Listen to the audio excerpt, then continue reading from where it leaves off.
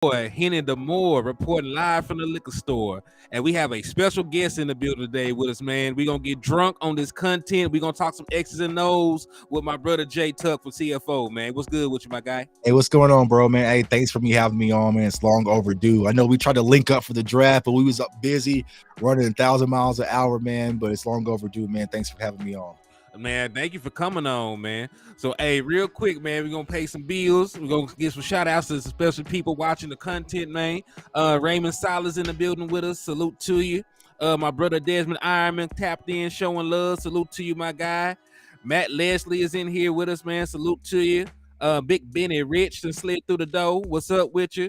Miss Regina Green with the green. Salute to you as well. Let's see who else is in here. My brother Justin Kitchen is in the building with me, part of the Wrench Gang. Salute to you. And anybody over there done tapped in with your yet, my guy? Yeah, we starting to fill in, man. Got my guy Clebo in the building, man. So CFO game, we slowly entering, man. We fast me late over here, man. Got Dre the Great over here, man. So salute to CFO game, man. We fast me late, man. They'll be here to me. already. It be like that, man. Yeah. So, hey, everybody on your way in, so no matter where you at, man, if y'all rocking with my boy Jay Tuck over there at CFO, or if you're in the liquor store getting drunk with your boy Henny, make sure you hit that like button on the way in. You hit that like button, you know, it will manipulate this algorithm. More folks can find their way into the liquor store. More folks can find their way over to CFO. We also need y'all to hit that share button, man. You share it. You let everybody know we live right now. They can peek their heads in, see what the hell's going on. Right. And then the most important thing, I need you to slap the shit out of an Eagles fan, man. Because if you slap the shit out of an Eagles fan, you will get half off all the merchandise inside the liquor store. We do got Cowboys, we do got hen, we got gin, and we even got Eagles tears, man. You know it's getting strong. It's been since February since they cried them out. So you know that shit's potent. It's damn near strong as fit now. So y'all be careful with that. He's still crying, man. Still crying. And last but not least, for all the viewers, we do got some special stuff going on with this raffle. If you are not in the know, we are currently running a Dallas Cowboy ticket giveaway. If you enter, the entries are $10 a pop. We got 3 prizes. The first place prize is a Dallas Cowboys home game with a seat attached to it to go see the Cowboys completely beat the eyebrows out the Philadelphia Eagles live and in person. And I always tell my folks this is a guaranteed win. The Eagles have not won in Dallas since 2017. So if you want to go see a guaranteed win, you know, let's get your entries in so you can win this ticket. The second place winner is going to get a ticket to the same game. It's standing room though, so you know you can still go in, you can get drunk and belligerent and still party with the rest of the fanatics. Right. And then the third place winner is either going to get a PlayStation 4 or a Dallas Cowboys jersey of their liking. You know, I ain't gonna hold a gun to your head. You can make that choice. So if any of that interests you, or if you just want to, you know, support the content, you can either send $10 through the Cash App, which is $ Henny the More, or you can send supers or super stickers to get the job done. But salute to y'all. So, man, let's jump right to the content, though, man. Now that we got all those, you know, introductions and everything else out the way, man.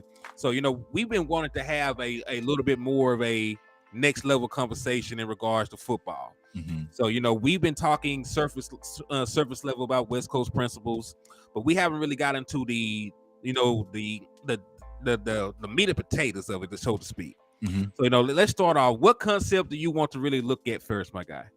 Yeah, so I think, you know, when it comes to the West Coast, I think a lot of people have to understand there's a few different variations of it. So there's kind of like the Air Coryell version of it, which is more of a digit system. There's the traditional West Coast that I think that Mike McCarthy kind of runs a little bit, but it's more of a hybrid these days, you know what I'm saying? Because they run it here in Kansas City, but Eric Bieniemy kind of remixed it and added a little bit additional to it. So when you think about the West Coast, and I dropped a video on this draft season like a few months ago, right? Mm-hmm. Think of it as that you're trying to do things a lot closer to the line of scrimmage, right? So it's just like, I think the main concept we should go into would be the mesh concept, because we're going to see a lot of different crossing routes. You can see mesh concepts with the rail, like different things that's going to get your wide receivers the ball in movement. And that was one of my biggest frustrations when it came to Kellen Moore's offense. Like it was always these stop routes, right? You know, Mari Cooper came out and spoke about it.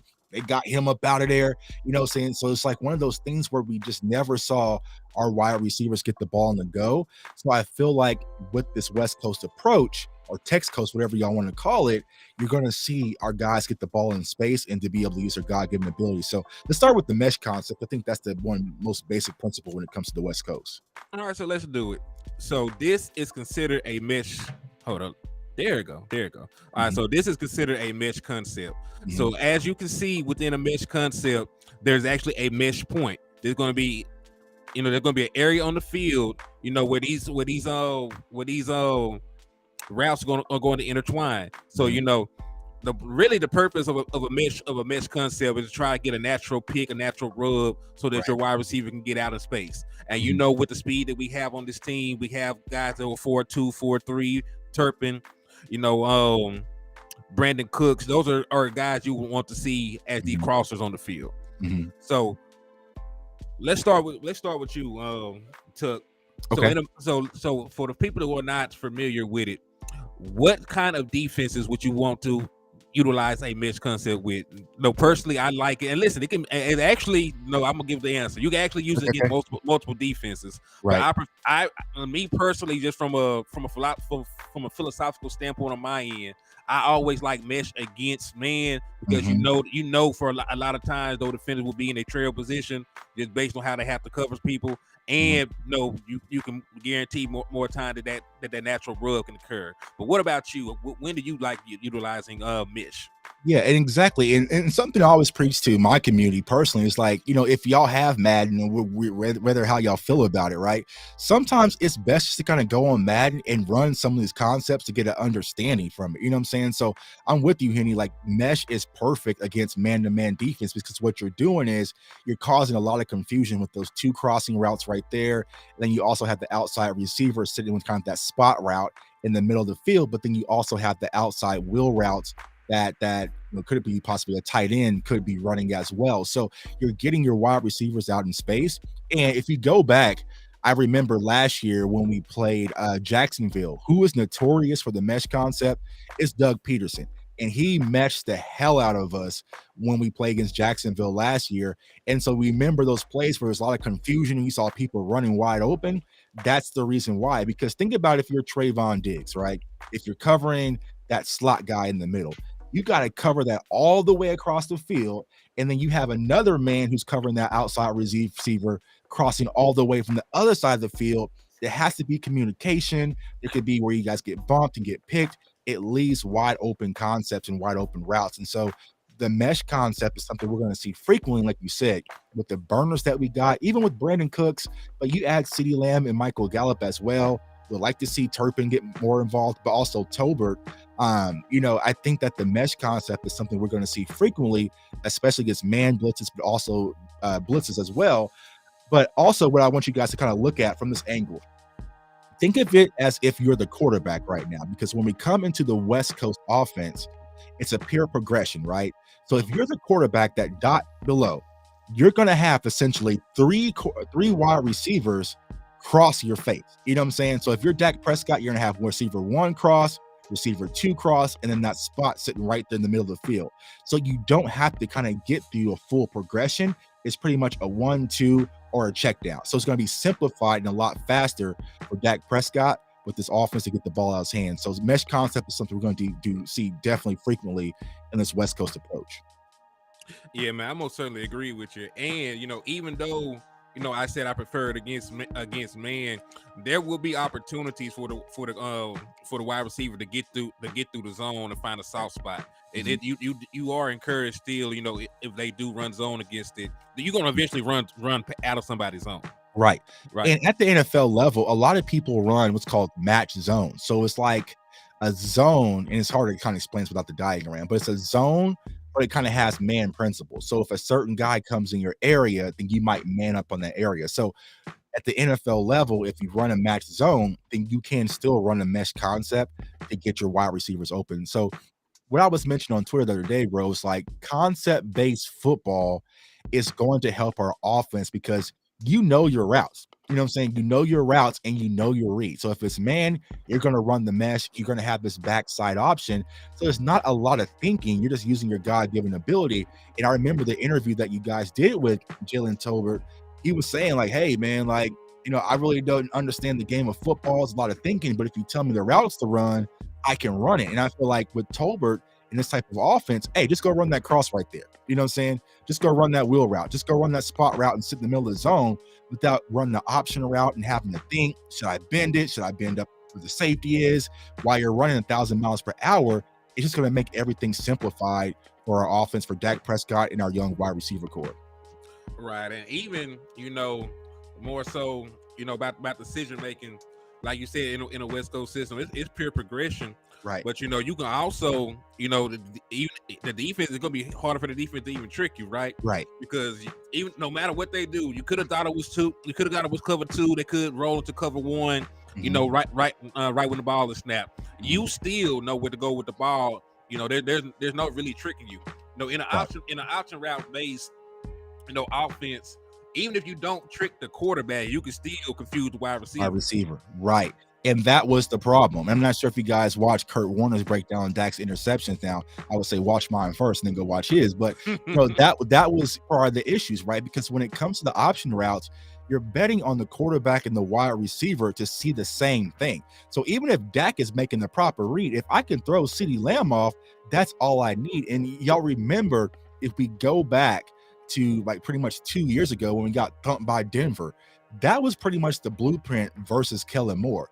They would show you a certain type of look pre-snap, and then post-snap, they'll get out of it. You remember in 2021, when we played against the Arizona Cardinals, and you had Budda Baker, it looked like he was coming every play. And as soon as we hyped the ball, he was jetting back into a cover two. And just that slight thought process of, wait, it's a cover two? Was it a man? And you have that hesitation. You have the pocket breakdown. There's a lot of things that can kind of go wrong with these concept-based formulas. It's like, listen, all right, I might have, and we'll talk about it here in a second, like flood on this side, I might have a back out, like a Yankee concept on the second side, on the back side. So if this is checked down post snap and it breaks down, I just need to get back to my other side and know that concept. So it's going to make things easier for the quarterback, y'all. And I just think that, once you understand what you're watching on Sunday, it's really going to change how you view the game of football. Right, and since it will be easier for the quarterback, it will be faster, and since Right. it'll be faster, it will help your offensive line out a little bit, because people be forgetting this is not, this Herculean offensive line that Dak Prescott was playing behind in 2016. Like, they had issues in pass protection the last couple of years. If I'm not mistaken, they were the 26th ranked pass blocking team last year. Right. So, it's not like they were, winning a lot. So, getting the ball out of Dak Prescott's hand in a timely manner, it's gonna make a world of difference.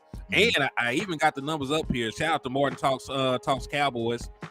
I got this metric here. This actually shows, how Dak Prescott did when the ball got out of his hands in under 2.5 seconds. 8 touchdowns, 3 interceptions. Not bad. 77 completion percentage, passer rating of 99.3. So when the ball came out in 2.5 seconds or less, Gucci. Right. When he had to hold the ball, 20 touchdowns, which is great, but 14 interceptions.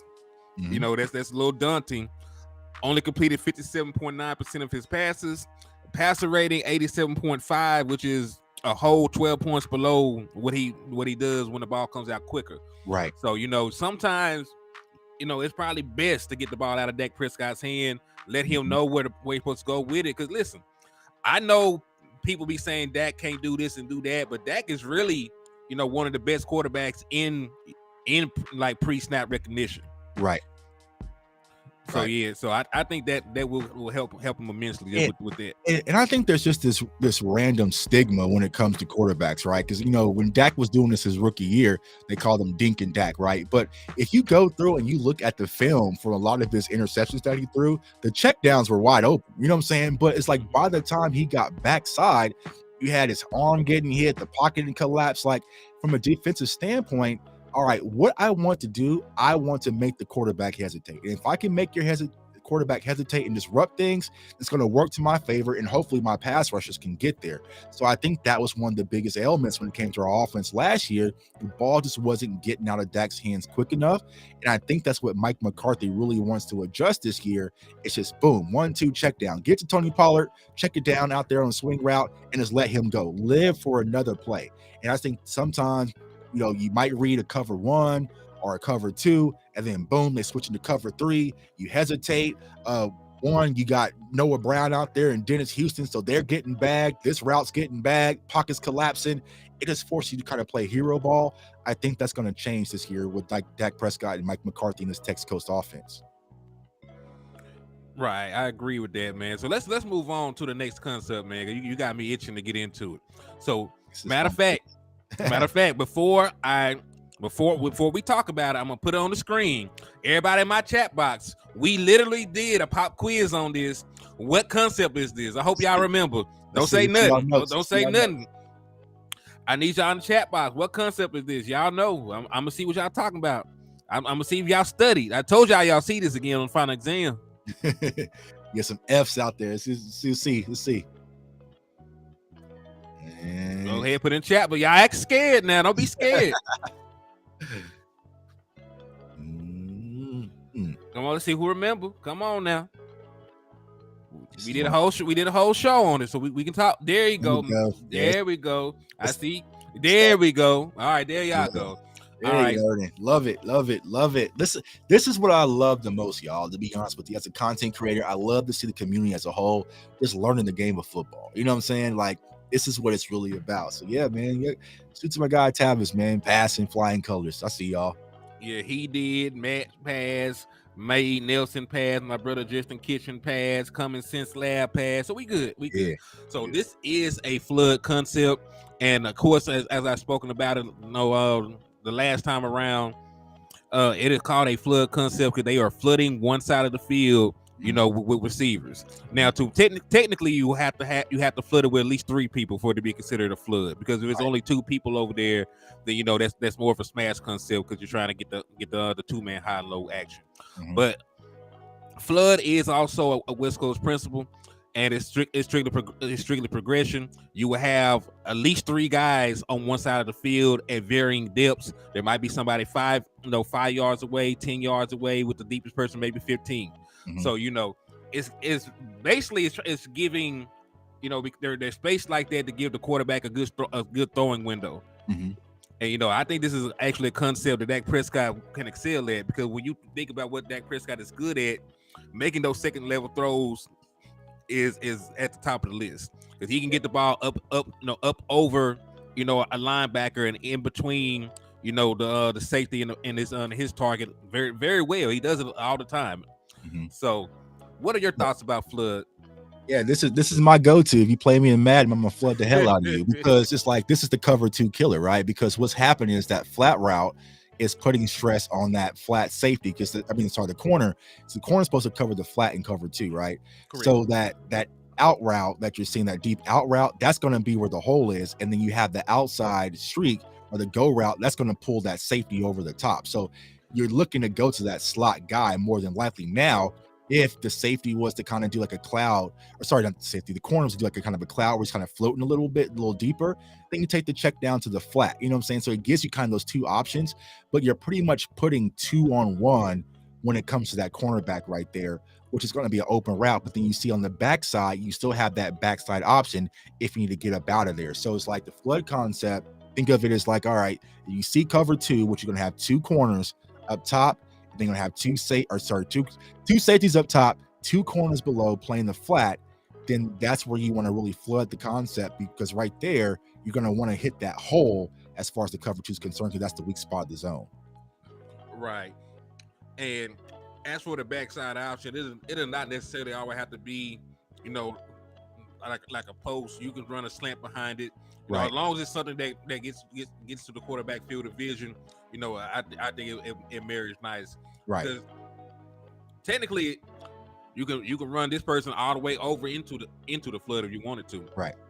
Right. And then also, what you also got to think about, even though it's not in this play right here, you still have the running back there. So the running back could be running a swing route. He can run a Texas route where he kind of like comes out and comes to the middle, or he can also run a wheel route as well. So you have options with that running back behind Dak as well. So, if you need to check down or get to your hot, then that's going to give you an option as well. So it's like, yeah, once again, you kind of know, all right, boom. If I'm reading cover 2, right? You're Dak Prescott, you're reading cover 2. All right, boom. Tyler Biadasz hikes the ball. Boom, they switch out to cover 3. oh damn, well I gotta bail out, then you just know to go to your check down and go backside. You know what I'm saying? Versus trying to figure it out and hesitate a little bit. Okay, when it's cover 2, I'm gonna run the flood. They switched out to cover 3. I'm gonna make the adjustment. I'm gonna either go to the check down or I'm gonna go backside and live to have another play. So it's just gonna simplify things. Right, I agree with that. And if they were manned up and this person vacates the field on that end, there will be nobody else over there on that side of the field. And when you have a mobile quarterback and you give them open field, what do you expect to happen? Right, because if it's cover 2, right, you know what I'm saying? Think of it as that the top safety is going to take the deep half. So over where I wish I had my pointer. What the 0 is, and then the other 0, the other hash, right? So the middle of the field, typically in cover 2, is going to be another weak spot. So this play right here, theoretically, would probably kill the hell out of a cover 2 if they run it the traditional way, because you're going to have the safety split out, corners cover the flat, unless it's like a cover 2 cloud where the linebacker's going to drop. More than likely, they probably won't. They're going to stay in the middle of the field with the hooks. Then you're going to have, let's say, Michael Gallup on that backside, right there on that kind of that deep post route, being wide open. But it all comes down to protection and being able to see things as everything unfolds. Hey, you ain't never lied about that, man. So for everybody in the chat, do y'all currently understand flood, or do we have to simplify this a little bit further? Yeah, let us know. Let's look questions. So I kind of chopped that up because, like I said, it's hard. I don't have my diagram to kind of draw through it, but I think of flood cover 2. And like, honestly, like I tell people, how I really learned concepts was Madden. You know what I'm saying? Like, I really just went in the lab on Madden. And so it's like now when I play Madden, it's like someone comes on cover 2, like, all right, I'm a flood them. You know what I'm saying? And we'll talk about another concept here in a second. Like, concepts will instantly help you, all y'all Madden players out there. As soon as you recognize the defense, it's just easy cooking. I think everyone's saying they got the flood concept. So we got mesh, they good on mesh, and they also got flood. So basic concepts. Well, let's go against let's go and look at a single high safety killer then. Okay. And since we're gonna be running the hell out the ball allegedly with Brian Schottenheimer, we might well look at Yankee. Okay. So let me see. I can get it pulled up. There we go. Mm-hmm. There we go. So Yankee. So I don't even have to go out and explain it in my words. They got the concept written out for us on this one. Okay. So the Yankee concept is a 2-man route concept that is primarily used out of run heavy formations to attack single high safety looks like cover 1, which Dan Quinn runs a lot himself, and cover 3, which he used to run a hell of a lot in Seattle. Mm-hmm. It's a deep shot play that puts the middle field defender in conflict with a deep over route and a post behind it. Mm-hmm. So basically, you are putting the safety in a do or die situation by sending, 2 receivers in his way. So if he decides to take the deep post, you can throw the ball, to the little 16, 18 yard, deep over. Yeah. If they take the over route, then you can throw that touchdown because he's the last line of defense. So he should know better. Right. So yeah, so that's basically the concept in a nutshell. But like I said, you like running it out of heavy formations because you can damn near ensure that it will be a single safety look when you go heavy. You cannot stay in a 2 safety look and go up against these oversized run packages. You're gonna get the ball right down your throat. Right. So so really you can set this up. You're running the ball efficiently. They have to bring an extra man into the box. That you got that favorable look, and then you can run Yankee off of that.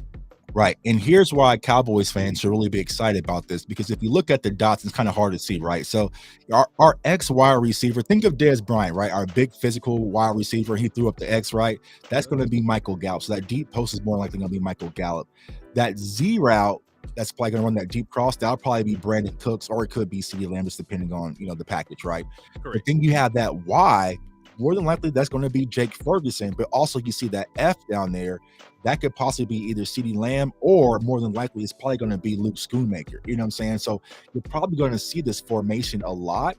And like you said, it's going to put a lot of stress. Now, you can even run this not just like on a cover 3, but also any single high. So when you're watching football, y'all, the simplest way to kind of understand defenses is think of middle field open.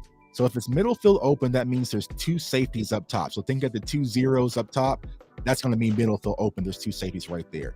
Correct. If it's a one single high safety in the middle, then that's middle field closed. And so that kind of gives you your opportunity to know how to attack it, because it's going to be your single high coverage. So for Dak, you're going to have to protect this, of course, because it's going to be more than 7-step drop, right? But you're probably going to go with that Z route as your first crosser. If the safety comes down to bite on that, then you take your shot with Michael Gallup. If not, you get out of there and you dump it off to that F, whoever that is, let's say it's Luke Schoonmaker, and you live to see another day. You know what I'm saying? So it's really going to put stress, but also think about this. We're coming out and you have 2 tight ends and 2 wide receivers. And so a lot of times the defense is going to be kind of in their base package, because you have pretty much a heavy run formation. You know what I'm saying? So it's really going to say, okay, should you have a safety out there and match Luke Schoonmaker and Jake Ferguson versus safeties? Or you want to keep the linebackers out there? And see, this is what the difference is between having a concept-based offense versus Kellen Moore. We're dictating what we're going to do. Kellen Moore's no identity offense really dictated what we're going to do. You see what I'm saying? So we're going to come out and say, nope, we're going to come out there and we're going to run this Yankee concept, and y'all better adjust. And if they don't adjust, then we're going to hit them. And if they do adjust, then we have our check downs. We live to see another play. But when you let the defense dictate, you're in full control of whatever the defense wants to give. So if I say, hey, I want to make everything short from a defensive coordinator standpoint, all right, well, I'm just going to show you kind of a cloud front, or I'm going to show you a cover 4, keep everything underneath you, because I know you're going to just run to the sticks and run those comeback routes. So I just think that it's really going to help the Cowboys form their identity, and also just put our pedal down to the floor and say, you know what? We're going to run our offense regardless of what y'all want to do, and we're going to hit y'all regardless. You're going to have to find ways to stop it. And, you know, that's one of the beautiful things that I love about the West Coast concepts, because you can run them out of every damn package, really. Right. You can run them out of I formation. You can run them out of pistol, out of every shotgun. Like, you are not going to be telegraphing, you know, what you're doing too much, because you can get to all these things. Because even here, if you wanted to run smash, there is a way to run smash out of this. There's still 2 guys on this side. You can send your running back, you know, onto a flat route, and then you can have one of these guys run a corner, or you can have one of these guys run an out route. So, you know, it's possible to even get the smash out of this concept. Right. So that's the beautiful thing about the West Coast principles. You have more things that you have to account for when you're going up against the West Coast offense. Right. Yeah. And exactly. And like I said, once again, for a younger wide receiver like Tolbert, you know your route. You know what I'm saying? There's no guessing. You know what I'm saying? You're just going to run that deep crosser, or just run that deep post. Like, that's it. Don't do nothing else. Just run that deep post and go towards the goal post. And that's it. And I just feel like, once again, it's going to take away the thinking of our young guys and just say, go play football and use your God-given ability. And that's what I'm excited about the most, because I feel like that's what's kind of limited. Not only because people got to understand, CeeDee Lamb, when he came in 2020, he got to sit under pretty much Michael Gallup and Amari Cooper. You know what I'm saying? He wasn't completely tossed in. So he was kind of your wide receiver 3 with no expectations. You know what I'm saying? So he wasn't really tossed into the fire. Like, it takes time to learn. Even last year, it took CD a little bit to kind of learn. You know what I'm saying? Because like I said, think about this from a wide receiver standpoint. You're getting pressed. Okay, what's your release? What's your route, right? You got to come off. You got to beat your man who's in coverage, right? So you beat your man who's in coverage. Okay, now there's a safety. Should I bend this and go across the face of the safety, or should I go behind him? I think he's going to come up, so I'm going to go behind him. Now, I have to also make sure that Dak is understanding the same thing that I'm seeing while I'm running with my 4.4 speed out there. It just leaves for a lot of recipes of disaster. This is going to simplify things for our wide receiver and our offense. Man, real talk. So now that we talk, and listen, I ain't trying to talk to y'all like y'all preschoolers or anything, but, you know, I do want to make sure that y'all understand the concepts, why they are being ran, you know, and you know what goes into them. Right. So, you know, a lot of times, listen, one of the reasons I wanted to do this is a lot of time people watch the game, they see stuff happen and they don't understand why. They see somebody was wide open for a touchdown, and they have no idea why. They just thought, oh man, my dude's so cold. The Eagles is wide open. Or they see somebody throw up interception, and, you know, they automatically blame the quarterback. You know, when possibly, the wide receiver did not get enough depth on the route, or this or that happened. So that's why I started this. But how do y'all feel about Yankee so far? Do you understand why Yankee is run, when Yankee is run, and what makes a Yankee concept? Do y'all understand it? Let me see. I'm gonna do something here. Keep talking. I'm gonna call a little audible here. Go ahead. I want to show the defense. You know what I'm saying? So that way they kind of understand. So let's see here. Oh, you looking for? Yeah, I think I got a few. Like a cover 1, cover 3 defense. Yeah. So I think, how can I bring these up?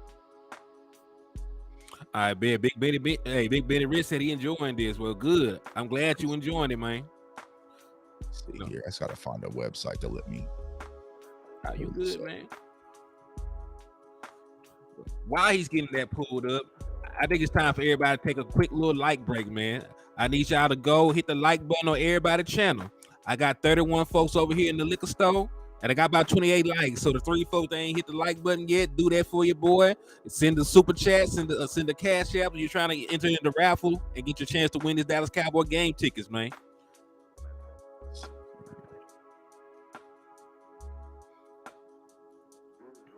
Who is he?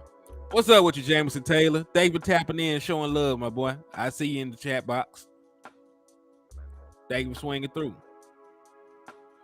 And hey, first and foremost, shout out to my brother Landlord, also in the building, man. What's going on, bro? Let's see here. Oh no.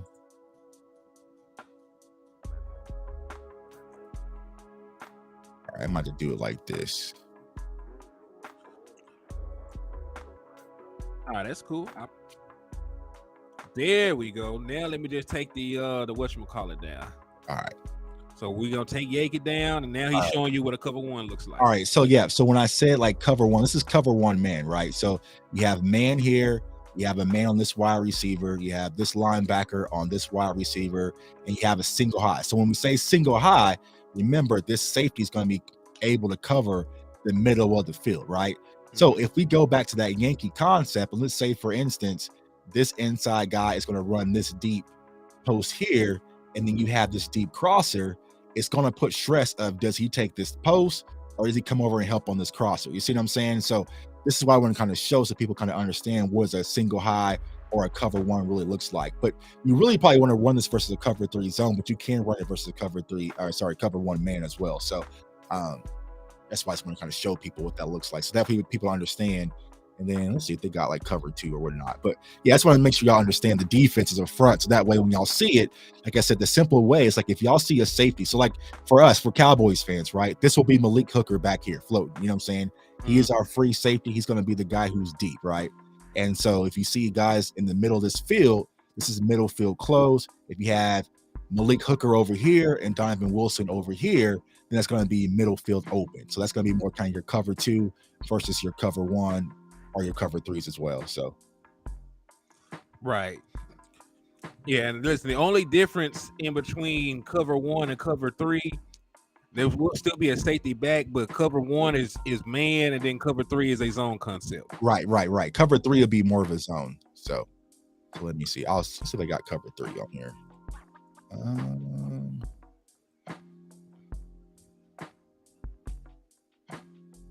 Yeah, we're getting kind of deep, but let's do it. You know what I'm saying? I think this is fun for the fan base to actually see it and learn it. So let's do cover 3.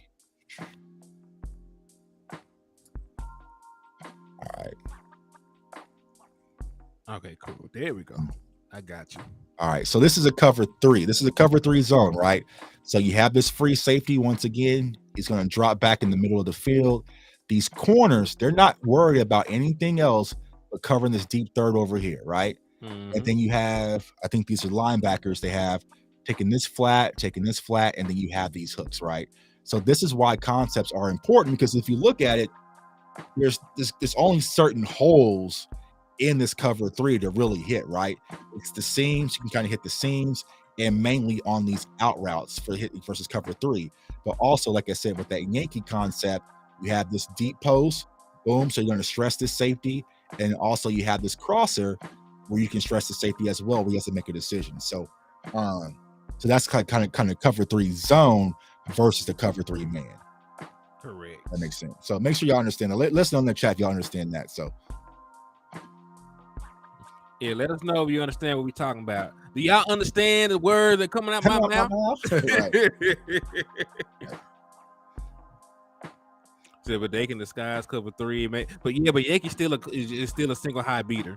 Yeah. And I mean, and that's the thing, right? At the NFL level, defensive coordinators aren't stupid. Dan Quinn isn't stupid, so they're definitely going to disguise their fronts, and that's why it's important post snap. I think someone said in the chat, like, Dak's incredible pre-snap, because a lot of people, and I said this on Twitter today, they don't understand how the NFL play calling really works, right? It's not like Dak has 42 different plays, and if he sees something pre-snap, he can say, you know what? We're in bunch right. Let's just go 5 wide. You know what I'm saying? Like, it doesn't work that way. It comes down, well, what came from Kellen Moore, comes to Dak, goes to the huddle, gets the play call off. Dak goes to the line of scrimmage. He might have 1 or 2 hot reads to make. You have to locate the middle linebacker where that's out for the offensive line protection. So he doesn't have time to be a magician and do all these different things and change the play. Because a lot of people say, Tuck, why doesn't Dak just change the play? Like, he can't. Like, he probably has a run play and he probably has a pass play and a few different hot reads based on what he sees pre-snap. So people think that Dak can just go out there and just call the entirety of the playbook and just change things. It's not how it works at the NFL level. You only have a few seconds to make that decision. Like, it's like that for a reason. Right. Because listen, you wouldn't be able to stop anybody if you right. That's what I'm saying. Like, bro, what did you just call? Man, we gonna run this play. Like, man, we gonna run that play. Man, the play we ran last week in practice. Let's go ahead and run that. You know what I'm saying? Like, it doesn't work that way. Dak probably has a run play. He probably has a read option play, and then the passing play, a few different hot routes. You know what I'm saying? And they're working on the line protection to make sure they're going to protect him. That's the most important thing. And then they go from there. Like, you got about 15, 20 seconds to make all that decision. It just doesn't happen the way people think it does. No, not at all, man. So far we done covered. We covered mesh, we covered flood, and we covered Yankee, right? Yep, right. All right, so let's see. Let's get to this next one, because this is one that they like. Cause they like the name. They like to smash, man. They like to smash. So here we go. All right. So this is what is considered a smash concept. So, and just so y'all know, there are varying ways you can get this to be smash. As long as, and listen, it can be considered smash as long as there are 2 wide receivers involved, and as long as you're creating a high-low scenario. Right. So in this diagram, you have somebody on a little sit-down route / comeback, and then you have this interior player on a corner route. So that's you're creating this high-low situation to make the defender make a decision. If they're going to take the little sit-down route, you should throw it to the corner. If they're going to take the corner away, you're gonna check it down and throw it to the sit-down route. Right. All right. So everybody understand the basis of smash. So now let's go a little bit deeper. So I'm gonna let you start, Kinfolk. Yeah, so smash concept once again is good versus cover 2 as well, because you're stressing the high-low on that corner right there. And the thing that really helps with smash in this scenario, right, it's a mirror concept. So what I mean by mirror concept is that you're doing the same thing on both sides. And why that's important at the NFL level, because once again, there's a lot of match zones that can be ran, and then also the split zone. So it might be, what I mean by split zone, it might be on the left side they're running cover 4. On the right side, they could be running cover 2, which they call it pretty much like cover 6, right? And so that way, it's like, okay, boom, post snap, I come out. Oh, actually, this corner's dropping back. It's a cover 4 on that side. Let me get back to this other side, and it's a cover 2. Then you're going to have that deep corner route, or possibly that smash on that corner, depending on how he plays it. So it kind of gives you just 2 different outlets to get off of, especially post snap. So I feel like, once again, y'all, when it comes to the concept-based football, it's really going to help our offense post snap. Pre snap, we're good. It's going to be the post snap reads. I feel like this smash concept is something you're also going to see frequently, especially with these 2 mirror routes. So think of it once again: X is Michael Gallup, the S is CeeDee Lamb, that Y is Jake Ferguson or Luke Schoonmaker, whoever you like, and that Z will be Brandon Cooks right there. And then also, depending on how they want to set it up, that Tony Pollard back there could be a swing route check down, or he could be in pass pro, which for Tony Pollard, which is pretty much useless. So I'll probably have him on the swing. You know what I'm saying? Like, I'm definitely gonna have Tony Pollard. Yeah, man. I don't want Tony Pollard back there in pass pro, so you might as well have him out there doing something. So yeah, but smash is a good concept, especially against zones as well. It's just a quick read. Man, real talk. So do y'all understand, smash and why we smashing these folks like this? Do y'all understand? Put a one in the chat box if you understand. Put a 2. But it really is a real simple concept, but it's very effective, like he pointed out. Right. So and like you said, it's more of a cover two beater, just because the cornerback in a cover 2 is going to have to either A, cover the zone or cover the flat, or B, try to get some depth. But like I said, this is not the only way that you can run smash. You can run smash like this as well, because this is another example of smash. Right. So you see right here, you have your interior wide receiver coming out here running a little sit down. Then you got this guy coming out here and running a over or in. It's really an option route on what they have right here. Right. It's the Kellen Moore playbook. This Kellen Moore playbook. But it still is smash. Like I said, it does not have to be any particular, route combination to make it smash, as long as you have a high-low principle. And as you see in this one, it's still mirror routes. They ain't got nothing new under the sun going on the other side. Right. And really, with the way that it's set up, it really helps you too, because if it's mirrored, whichever way that the defense is cheating towards, you can go to the opposite side. Right. If they try and put an extra linebacker right, if an extra linebacker is cheating over to the right, you can make your read from the left. If they are over at the left, you can make your read from the right. And since it's mirrored, you got the same amount of time to get through the same progression. Right, exactly. And if you go back to the last slide that you had up, Penny, I got you. The one before this one. Smash. Yeah, okay. So think of this, y'all, from the option route standpoint. Okay, look at that Y. So as right now, that strong safety, he's kind of playing inside leverage. And so he's letting that corner route be available on the outside, right? So think of this as far as an option route. This is what we were doing last year, okay? So now you're coming full steam ahead. You're Jake Ferguson. But what if that safety is playing outside leverage? Do you go outside still? No, they're more than likely you're probably going to teach you to either sit or bend it and take the post. You know what I'm saying? So think about doing that while running downfield, coming through blockers and making that decision, but also have to be on the same page as Dak Prescott. You see what I'm saying? So it's like, nah, when it comes to this concept, you're going to take that outside corner and you're going to run that route. And if I don't have it available, then damn it, CeeDee Lamb's probably going to have it available on his side. You know what I'm saying? So once again, it's just simplifying the offense. And Tony Pollard did not step up in that B gap to block. He probably get smoked. So, you know what I'm saying? Like, yeah, nah, real talk. And Michelle C said, "Football complicated. No wonder quarterbacks get paid." Yeah, it really is. And I think when you really sit down and watch the game. So like case in point, right? I'll be transparent with me. I started boxing, right? Mm-hmm. When I watch boxing, I just see two guys fight. You know what I'm saying? Throw hands. Why don't you hit them? Why you know what I'm saying? But once you actually start boxing, you realize, okay, there's actually a strategy to this. You're not just out there just throwing power punches and throwing your overhand right, just trying to knock somebody out.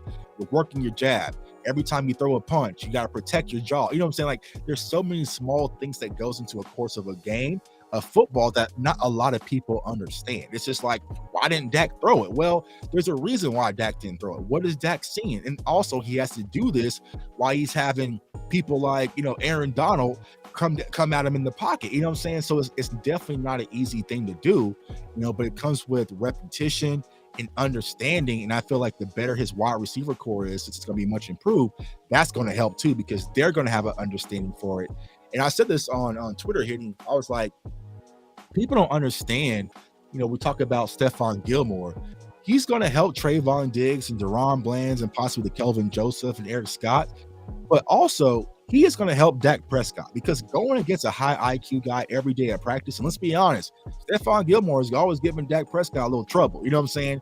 So to be able to go against that caliber of corner every day and kind of play that chess game, it's only going to help Dak as well. So that's something I'm definitely excited about.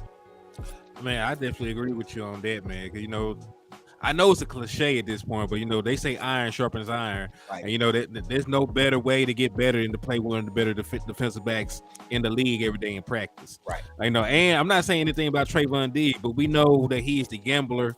Right. He's the guy that's the ball hawk. He's going to take chances, take risks. Stephon Gilmore is very technically sound. Right. Like, saying he's gonna bait you into throws that aren't there. Right. He's going to erase this guy off the field. So I like that Dak Prescott is going to get the opportunity to go up against him every single day in practice. Right. But back to this Texas Coast, West Coast, whatever we want to call it. The main thing that I see, the difference being is we're not going to be running all these sit down routes or curl routes. Right. Last year, the Dallas Cowboys ran the fourth most curls in the NFL. I don't know who the other three were. Right, God pray for them. But but the Dallas Cowboys ran the fourth most curls. In a West Coast system, it's all predicated on timing. The depth of the route. Being where you're supposed to be. When you're supposed to be there, right? Because 1, 2, 3, the ball supposed to, my first read supposed to be there. This 3-step drop. This 3-step drop. I need to get the ball out to you right now. Right. So that's going to add an extra layer into it, because you can't really throw with anticipation when you don't know what you're anticipating. Right. And facts. Yeah. So facts. I just think that in of itself is going to help Dak Prescott out, because we know that he can read a defense. There were times last year he threw interceptions. He saw it. He saw what was going on, but there were a limited number of options for him to go to the ball, so he forced some stuff sometimes. Right. And for people who kind of naysayers, like, it's Mike McCarthy's offense and whatever, like, this is the same offense they run in Kansas City. You know what I'm saying? Like, they run a West Coast offense in Kansas City, so it makes things easier for Pat Mahomes. Now, granted, Eric Bieniemy put some new wrinkles in it, and I guarantee y'all Schottenheimer's going to put some wrinkles in this offense as well, but this is just the foundation of it. And I feel like the biggest problem, y'all, when it came to Kellen Moore, is like we never had a North Star. And what I mean by a North Star is like, when you get lost, what the hell are you trying to get back to? You know what I'm saying? And that was the problem with being a no identity offense. Is like when things hit the fan, all right, we got to get back to the run. Like, we know when we played the 49ers and it got close, they say, you know what? We're just going to get the ball to Christian McCaffrey, you know what I'm saying, and start running this ball, and hopefully things work out, and they run their zone run scheme. You know what I'm saying? Like, for the Cowboys, when things start to rattle a little bit, like that Green Bay game, like, all right, here they come, Green Bay starting to rally. Who do we need to get back to offensively? And we never knew that. But this is really going to help with the identity of our offense. So I'm excited about it. Man, I agree with you on that. So let's get to another concept, man. Let's get to another concept. So far we looked at mesh, we looked at smash, we looked at flood, we looked at Yankee. But what we have not looked at is Dagger. We have not looked at Dagger yet. Yeah. So there it goes. All right, so this is a Dagger concept. Yeah. So the purpose of this play, the inside wide receiver is going to run a vertical route, and they're going to act as a clear out. So what you are trying to do is for them to run up here, for them to suck the defense in, and then throw to the Dagger right behind it in the vacated area. So that's why it's called a Dagger.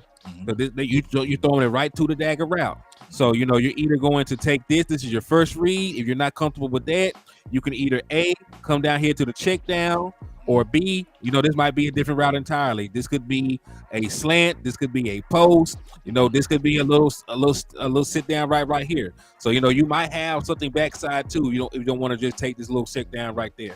But what do you think about Dagger? What do you think is best against?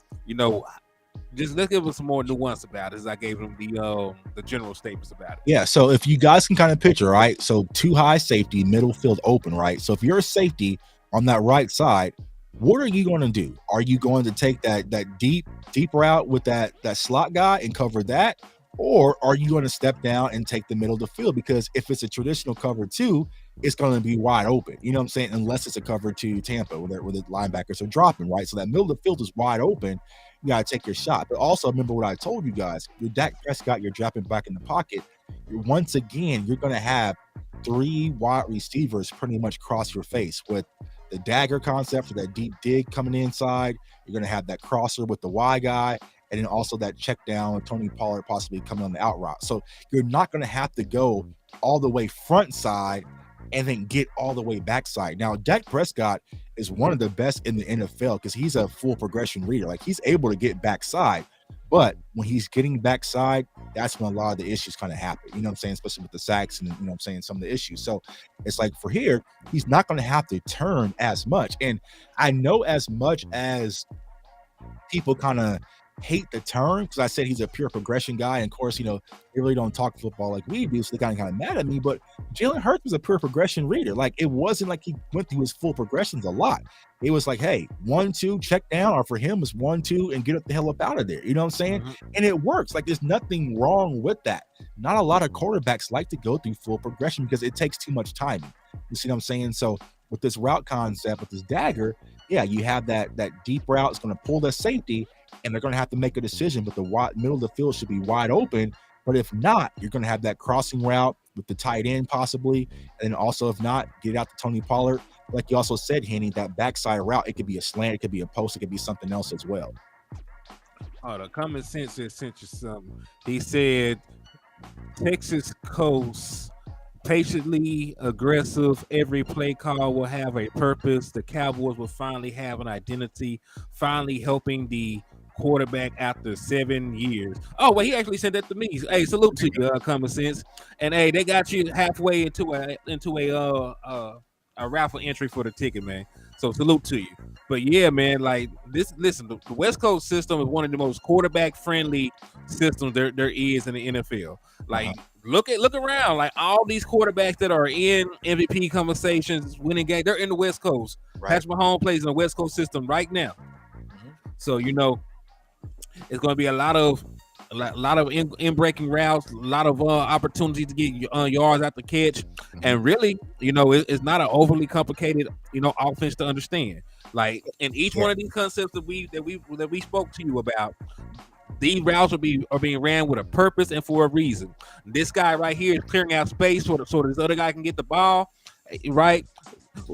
In a mesh concept, these guys are running their routes, crossing by each other to try to get a natural pick. There's always a rhyme and reason, you know, for why these routes are being ran in tandem the way that they are.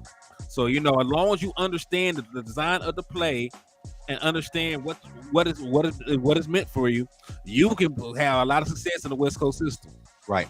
And think about this, y'all. You know, I'm not sure what that letter is, but that on that dig route is going to go through with the box around it.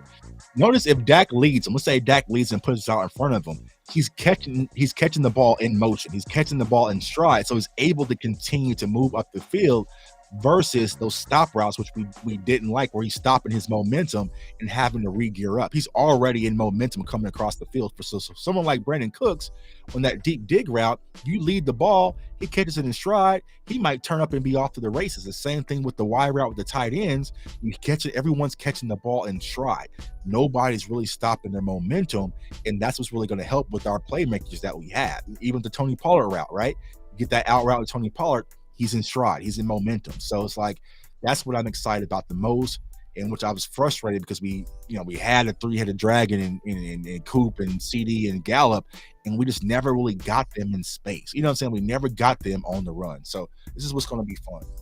Man, speaking of which, did you realize that those guys only played 12 games with Dak Prescott altogether? Right. It's unfortunate, man. We never really got the experience. You know what I'm saying? For a little bit, and that was that first Tampa game, 2021, when Dak came back and was out there and versus Tom Brady, he was out there cooking, man. Then it's like, damn, Gallup went down, and you know what I'm saying? So yeah, it's unfortunate. But hopefully a wide receiver core will bounce back. You know, it's going to be different, but I think this wide receiver core, Brandon Cooks, is going to be perfectly fine if he's healthy.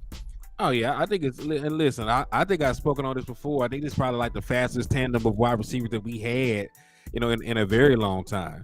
Right. You know, I no disrespect to anybody else that came through them doors, you know.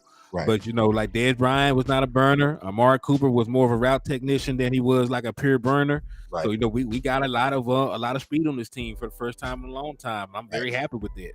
Right. What's up with your Thomas Garrett, Tommy Montoya, the original people? Salute to all y'all for tapping in and showing love to the liquor store and showing love to TFO, man. So, what other concepts do you want to talk about? Do you want to spend a little bit more time talk about the passing concepts, or do you have time to talk about some zone runs?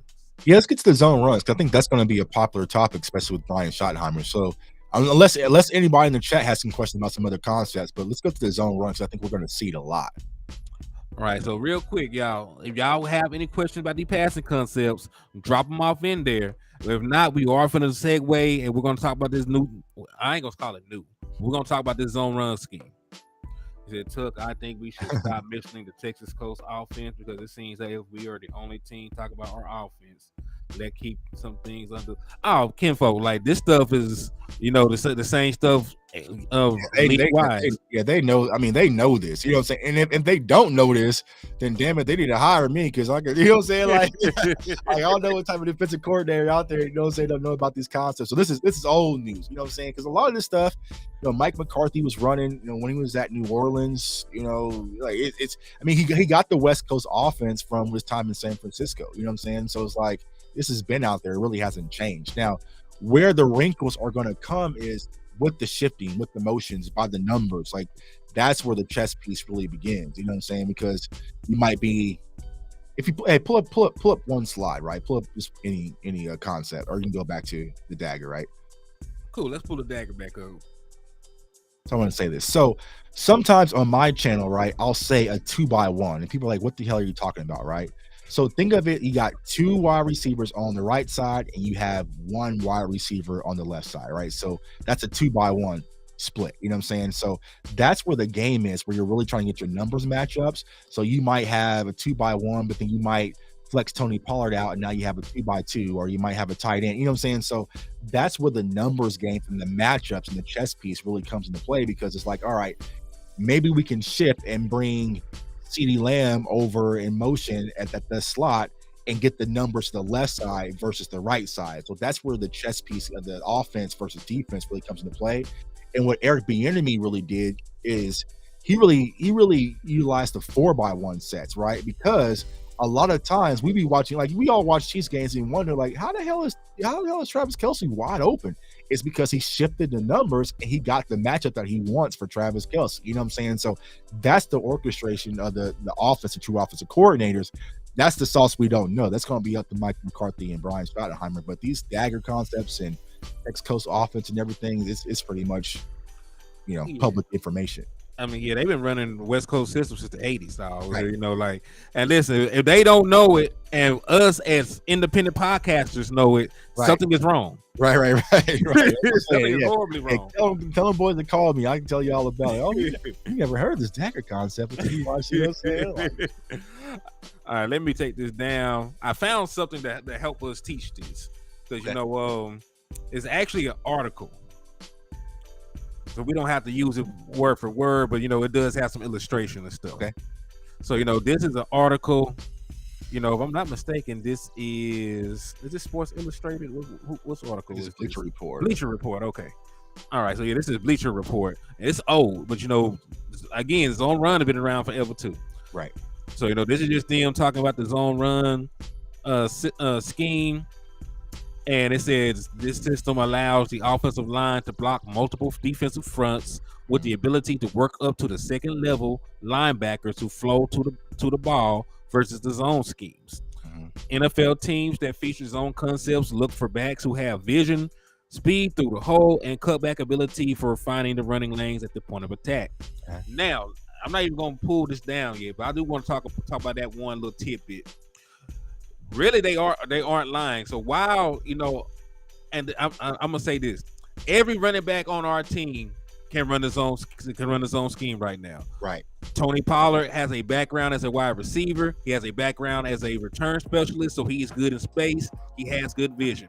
Malik Davis literally ran in a zone run scheme in Florida. They were running zone run schemes in Florida, so I know that he's good at it. We know that Deuce Vaughn with his elusiveness, he could probably operate in a zone run scheme. Mm-hmm. But just because those guys are good in it, this does not mean that's the only body style that can run in a zone scheme. Right. Marshawn Lynch for years ran in a zone run system, and he had over 1,000 yards every year he was in a zone run scheme. Right. So just when you hear zone run, I don't want you to think of a certain body type. As long as they can see the cutback lane, because they will always be most 9 out of 10. If you're running, outside zone, they will most 9 out of 10 be a cutback lane for you. But as long as they can see the cutback lane, you can play in a zone run scheme. Right. So And when you think about zone, like you said, don't worry about the body types. You can run it like as long as you have vision. The vision's the most important thing when it comes to zone. But you have to be a patient runner because what you're doing is you're pretty much moving in space, right? So let's say, for instance, you're watching film and you see the offensive line, everybody's moving right. What they're trying to do is get the defense to shift along with you and create natural run lanes. You know what I'm saying? So when you're running back, so like they run it to death in San Francisco. That's where they're notorious running it from. You know what I'm saying? So you might have a play where it's like, okay, you're trying to get outside, right? So it's like an outside zone. That means you're trying to reach everyone to the outside and let Tony Pollard, whoever, get to the outside. Or they might have a bang concept where they're going to bend and go upside. You know what I'm saying? So what happens is a lot of running backs like this, like even Zeke and Pollard talking about, like, what's your favorite plays? Like inside zone, right? Because it lets you kind of use your natural ability and find the gaps and find the holes. And just naturally with the defensive line shifting in a certain area, there's cutback lanes, there's creases, there's a lot of different things you can do off of it. And also what I would like to see, the RPO is extremely deadly with it too as well. So I mean, because you get everybody moving in space one way, boom, Tony Pollard, Dak pulls it out. Everyone's moving right. Here comes Dak to the left. I forgot what game we ran. I think it was Tampa in the playoffs. We ran something like that where Dak was wide open in the red zone. So it opens up a lot of opportunity for you to run that zone scheme. I mean, Philly does it to death too as well. So right, zone scheme. Like we were running a gap, style blocking system last year. And, just to put it in layman terms, you can pretty much tell by the way the names are. Gap runs, you're responsible for a gap. You're gonna be moving somebody out of that gap so that the running back can come, and you're just gonna be blocking them at a certain angle, so that they can't get to your running back. That's about as layman as I can put it. But that's about as layman as I can put it. Right. It's hard, yeah. And then in a zone scheme, they are going to a particular area, aka zone of the field, and whoever comes into that zone, that's who's gonna get that smoke. Right. So that's pretty much the difference. You pretty much you're blocking a particular gap or person in a gap scheme, and in zone you're just gonna go to a particular area, and if somebody is in that area, you block them. Right. And in some cases, right, let's say for instance you're supposed to block the C gap, right, but the linebacker doesn't come down. All right, then you might just help. You know what I'm saying? Or let's say for instance, here we go. Let's say like a defender goes from the B gap and he slants over to the C gap, even though he might be lined up over the center, over the guard and shifts. That might be the tackle's responsibility. You know what I'm saying? So your responsibility, you're really just blocking an area, not a specific person. So it's hard to kind of say it without showing it, but yeah, but zone blocks is going to be something we're going to see a lot because, like you said, they ran in Seattle. Schottenheimer's big on it. You're going to have a lot of pulls, a lot of power, a lot of traps, different things going on. So you got to have offensive linemen that can move, and I think that's the reason why they went and got some of the players that they got from the offensive line standpoint. Right, I agree. And hey, my boy, I got a pet cat, man. That we picked that boy TJ Bass. Yeah, TJ Bass, man. I did a film session on him, man. Go check him out versus Georgia, man. He's kind of whipping them Georgia Bulldogs around, man. So TJ Bass is nice out of Oregon. I feel like he's a guy that can move. And then also, one of my guys, he's gonna have to have an uphill climb, but Earl Scott, you know what I'm saying, out of Kansas, so offensive tackle. So there's a big Earl, there's a lot of guys that can actually kind of move. And so it's just like, what? I think our offensive line got a little bit younger. And, like when we go into the draft, right, we're talking about, Steve Avilias and Osiris Torrances. I think the Cowboys just wanted guys that can just move a little bit more because of this reason is where we're headed. So, right. And just double back on TJ Bass, he was the number 1 rated zone blocking offensive lineman in the NCAA 2 years in a row. Mm-hmm. So, I think that's one of the reasons why they picked him up. And really, man, I'm really surprised he was an undrafted free agent because he played very well at Oregon. Right. He's not the world's best athlete, but they asked him to play guard, so I don't really think that'll be too big of an issue. Right. But moving along, this is just a list of zone run plays. You got a 1 back outside zone, 2 back outside zone, the inside zone we touched on a little bit, split zone, stretch Z, and then outside zone, wide receiver ghost motion. Mm-hmm. So just to talk about what this 1 back outside zone is, I think they got it broken down. They even got pictures. There we go. They even got pictures. So if y'all were learning how to reading books like I was as a child, this is going to help you. Picture book, right? So the one back outside zone is the most common zone-based running scheme we see in the NFL today versus 4-3s, 3-4s, and nickel fronts. So they say they run this against everything under the sun, basically. All right. Let me guess who's in the picture. Scroll down and see who's in the picture. Seattle. Yep. Boom. Okay, Seattle. Look at God. Okay. Yeah. Yep. All right. So teams will run the outside zone from a shotgun alignment, pistol, or with the back in the dot aligned directly behind the quarterback under center. All right. So you can run it out of every personnel group. They say about 10, 11, 12. You can run it from anything, basically. They said, here's a look at the one back outside zone from the Saints Seahawks matchup in the divisional rounds of the playoffs. So you know this is a long ass time because we know good and well the Saints ain't been making the playoffs. Right. All right. So as we see, they're right now the offensive line is flowing left outside of the guy at the end. He's going to seal block this one backside defender, and everybody else is zoning off, to the left. So as you see, the running back is going to get the ball, and he's going to either go all the way play side, or B, they're going to run their asses outside the play. He can go right up the field. Right.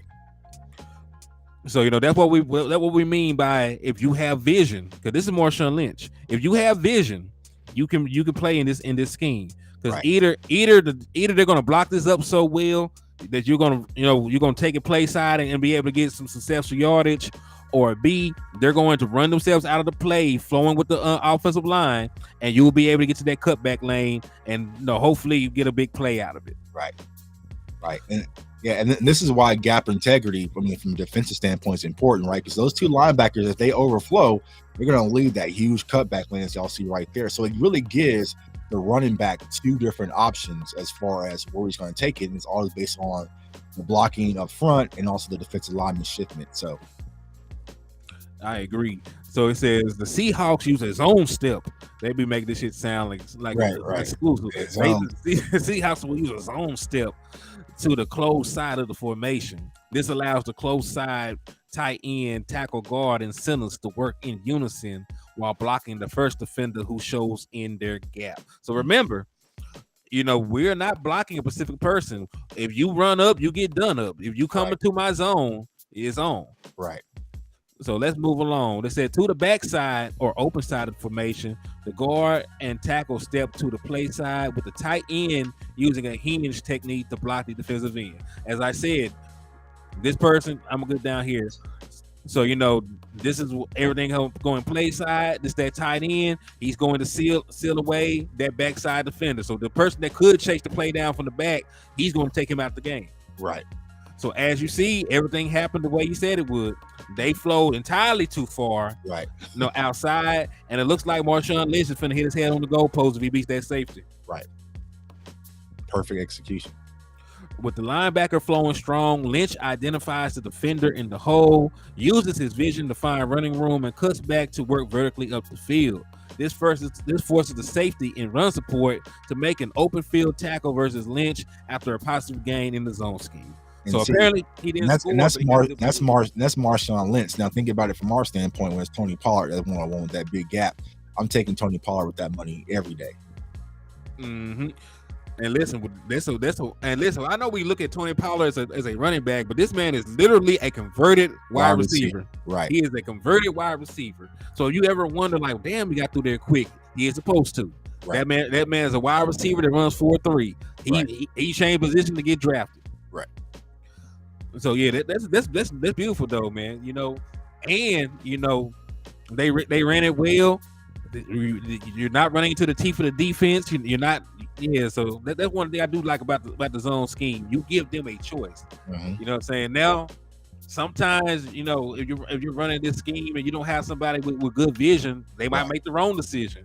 Right. But you gave them the option. But sometimes, and listen, NFL defensive coordinators get paid a lot of money. So sometimes they have your run play sniffed out, before the play even happens. Right. But at least you got a fighting chance in the zone because you got multiple options in that place. Right. And I saw someone asking in the chat, is what does San Francisco run? This is what San Francisco run. This is what they keep whooping our ass with every year in the playoffs with. Hey, if you can't beat them, join them. So like, right, yeah, right, it look good against us. right. Yeah, that's what I'm saying. Yeah, hey, what are they doing? All right, we gonna run it right back at them. You know what I'm saying? So, yeah. All right, so let's get to this next one, man, because we're gonna talk about the 2-back outside zone. So I wonder what the hell the difference is. I have no idea. What could it possibly be? The 2-back outside zone uses the same zone blocking principles of the 1-back look, but with a fullback or a halfback leading to the edge of the formation to track the first defender who shows at the primary run support player. So, they headhunting. Okay, let's check out an example of the 2-back outside zone using the film. Okay, so this is going to be that headhunter. They got him circled. Right. So really, they're going to let this guy run free. Right. They're zoning this way. This is the one person that can get there and chase the play down. But instead of him going out here and blocking him, he's going to go find the primary guy that's supposed to be, holding the integrity of the run defense. Right. He's going to take him out. So this is going to give him multiple options to take this ball either here, either up here, up through here.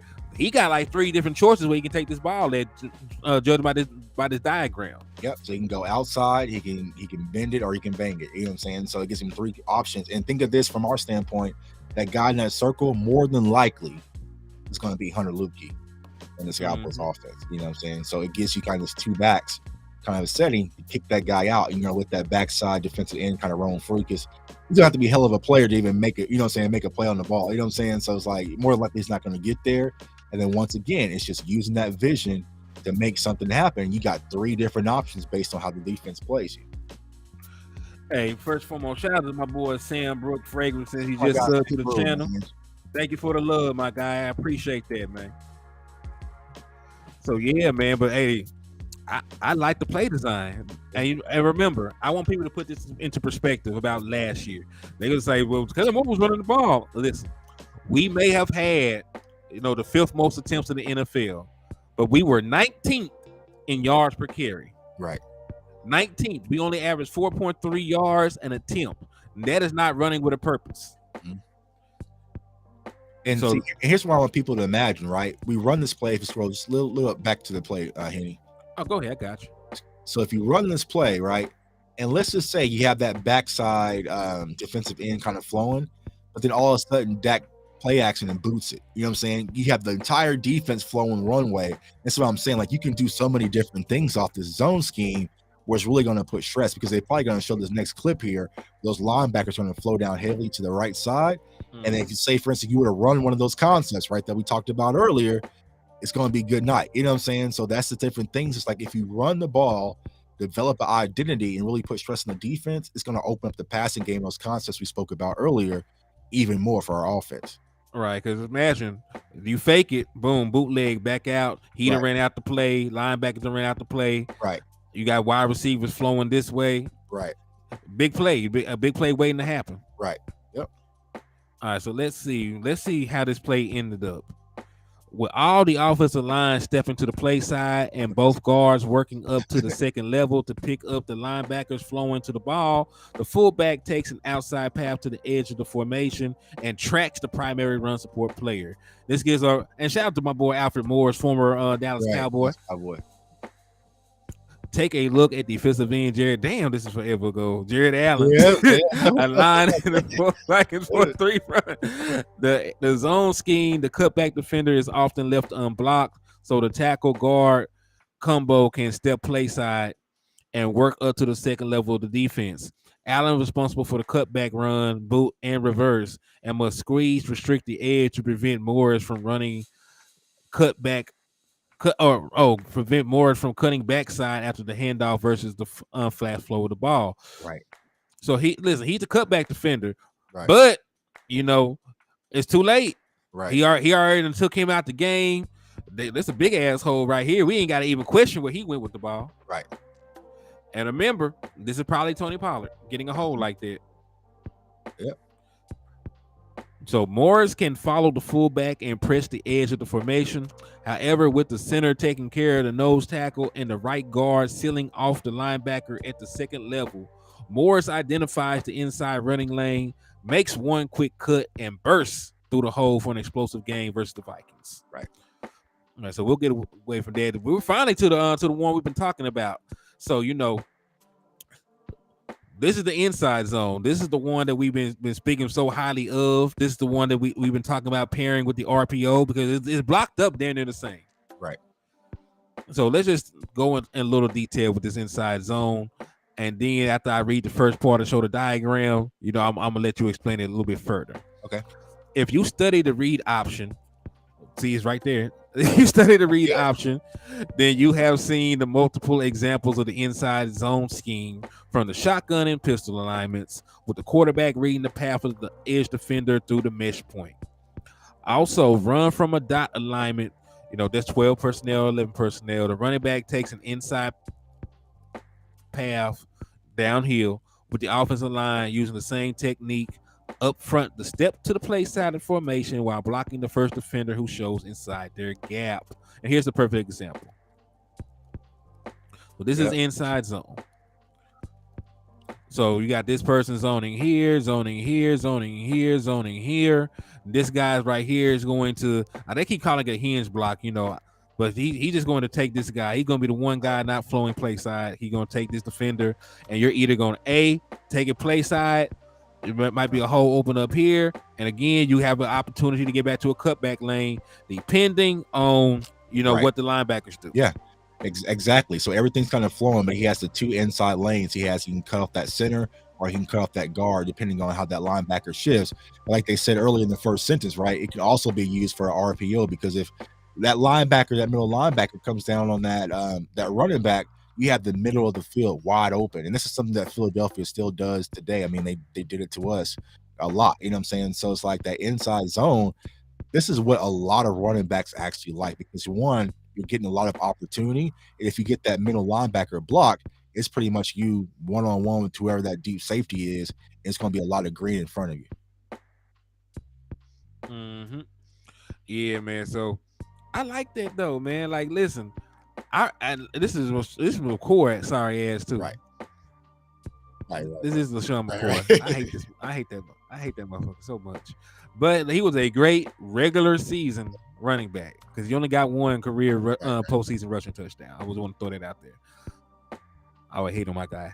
But anyway, so the Bucs were playing cover 6. As that's something you talked about. That's cover 2 on one side, cover 4 on the other side. This allows the offensive line to step to the open, which is the weak side of the formation, with the left tackle using the hinge technique to wash the defensive end up the field and outside of the rush. And that's a huge hole. That is a huge hole. He sealed him off. They done ran their asses out to play.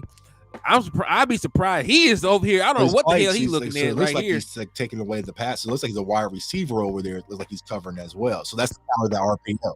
You got take him out the play. Yeah, because if there's a wide receiver out there and he's uncovered, then okay, Nick Foles can pull it and then hit him. So if that safety was to come down on McCoy, then you have a wide receiver. So this is the power of the RPO alongside the inside zone. Yeah, listen, I'm a hater, but I feel like this man probably scored on this. Yeah. He probably scored on this play because man, the Red Sea parted. This is trouble for the Bucs as the center works up to the Mike backer and the right guard flattens the nose tackle. That gives running back LaShawn, sorry ass McCoy, an easy read to attack the inside lane with the defensive end now removed to the closed side of the formation. And with the free safety slow in his run pass read, McCoy gashes the Bucs defensive for an explosive game because the zone blocking up front versus the soft run box. They show to not have a heavy box. All right, so you got time to get through the rest of this. I know you have. I gotta probably be on another show here like in 10 minutes. I'm jumping on with my guys at the final word, but we can run through it real quick. All right, so we'll just look at split zone. All right, so we'll get through we'll get through this. Really, let's look at the whatchamacallit. We know how to tell the hell what's going on. All right, so boom, they bring in. Really, the only thing about this split zone, they are bringing somebody in motion all the way just to blow this guy the fuck up. That's basically everything else. Everything else is the same. They're all going to zone this side. Instead of this person going over wherever you're going to go and hinge block, he's going to come back up here and take down the cutback defender. So now he can cut this back if he wants to, because he's going to take him out completely out, or he can take it play side. And let's see let's see the results, because we ain't got to talk about it. He completely blew him up. Like he is on his knees. So he is going to daylight. So this is Marshawn Lynch. So this was probably an explosive monstrous run. So that's the only difference. So in split zone, you will bring somebody in motion to take out the cutback lane defender, and if that actually works, you can just go ahead and take the cutback off the gate. And then once that happens, you got two ways to take it. If they clear enough space, you can get through here, or since he completely destroyed him, you can just probably walk around here. We probably ain't got to run full speed to get around that corner. Whoever that backside guy, he's done. He's donezo. So it's like it's that cutback.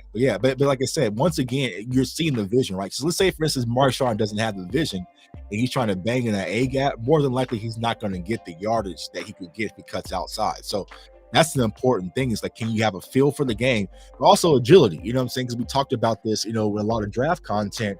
It's like, okay, do you have agility? Can you cut on a dime? We often say, when we cover sports, and especially running backs, right? So once Marshawn notices, okay, that backside defensive end, he's in the dirt, plant, cut on a dime, bounce outside, and get upfield. And he probably does it on this play.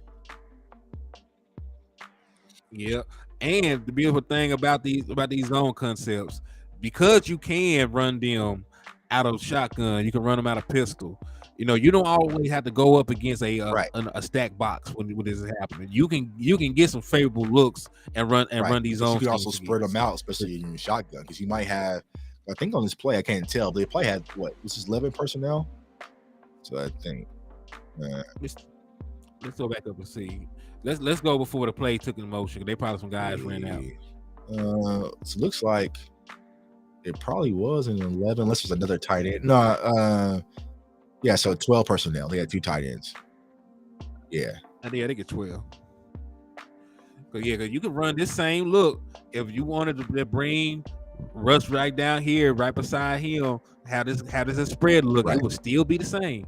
You just bring somebody in motion still, blow that guy up, and you can run this same play, right? From shotgun.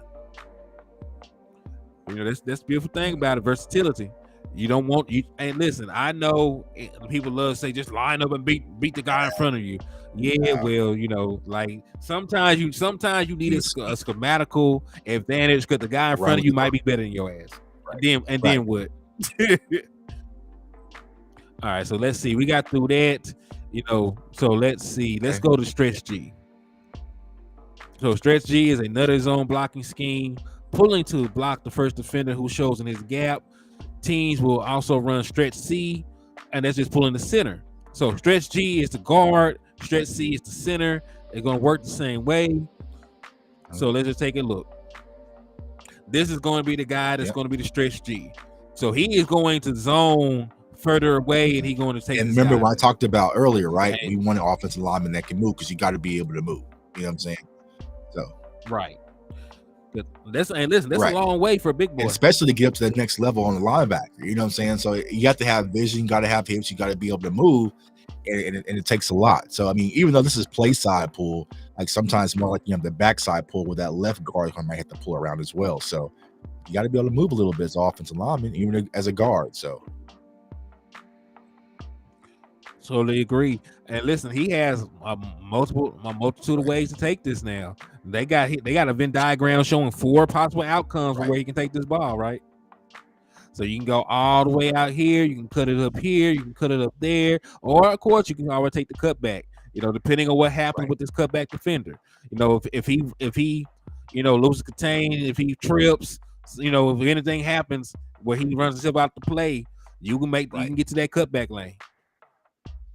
So so that is stretch G. Also, you wanted to do the center. The center could do the same thing. That would be stretch C, and he would bring his ass over here or wherever they want to take the play to. All right, so not too complicated. Stretch Yeah. G, stretch C. Y'all understand and this, man? Make sure y'all getting it. You know what I'm saying? Make sure y'all understand in the chat when we're talking about these zone run schemes. Because like these are the conversations that's gonna really, I say like saying y'all see people argue on Twitter, you know what I'm saying, with Eagles fans or whatnot. These are the types of conversations gonna give y'all the one up. You know what I'm saying? Like, I want y'all to be weaponized. When y'all get these trolls and different people coming at y'all can really just talk ball and they gonna fall back. They're gonna cave back and be like, all right, bro, like whatever, we gonna find somebody else. You know what I'm saying? Well, Dak still sucks, or you know what I'm saying? Like when y'all can talk ball like this and hopefully it's just helping y'all, it's gonna put y'all at a whole different level as far as being understanding football and who y'all talking to. Like y'all go to a sports bar and y'all start talking football with y'all, you know, little friends that having a beer. Ask them about, you know what I'm saying, like zone G and zone C and outside zone and inside zone, and ask them like, all right, you a Bucks fan. Okay, what type of run scheme do y'all run? You know what I'm saying? They're gonna be like, you know what I'm saying? So it's all about educating yourself. Indeed. And shout out to my boy Professor O for tapping in, showing love. Hey man, I appreciate that earlier, man. That was real what you did. Thank you, my boy. But yeah, man. So it looks like it worked out fine, because it looks like there were plenty of area to take this cut. He can go straight up the field, right? There where the most daylight is. So hell, it looked like he won out. The cutback defender probably is not going to get there in time from the angle that he's taking. This was probably a very good run. And then you got the outside zone ghost motion. I'm going to wrap this up as quickly as possible so you can jump on to this next show. We're just going to strictly go over here. So it's called wide receiver ghost motion because the wide receiver's in ghost motion. Right, he's running back here. He's gonna try to hold the attention of some of these defenders because they still have to account for the possibility of him getting this ball. So with him being a decoy, the ball is gonna go to the running back. He's either gonna take it, you know, play side. He's gonna take it to the cutback, and you know, like they said, the ghost motion man is going to hold that cutback. And also, what the ghost motion can do is also pull one of the defender, especially if they're a man. You know what I'm saying? So you have to respect it still. So. Because hey, you don't account for him. He gets the ball. Well, he probably gets getting the ball with a head of steam. Probably have some blockers out in front of him. This could be a very explosive play. They did hand the ball to the wide receiver. All right. So yeah, so we got to the end of it. But you know, I think it was a damn good show, man. I think we covered a lot of bases on here. So for y'all in chat, man, y'all should know a little bit about concepts. They can know a little about zones, know a little about defensive coverage. But here's what I said. And I said this on Twitter, man. I want everybody to take this off. We got 3 weeks, so we got to get to camp. The camp schedules came out. Take time to study the game. Let's go on the internet. Y'all see what he just did. He just typed in zones and just read and learn about the game. So I feel like it's only going to help you. We talk so much and we give so much to the game of football. Why not try to learn and grow? Even as a content creator, even as me, I'm constantly online.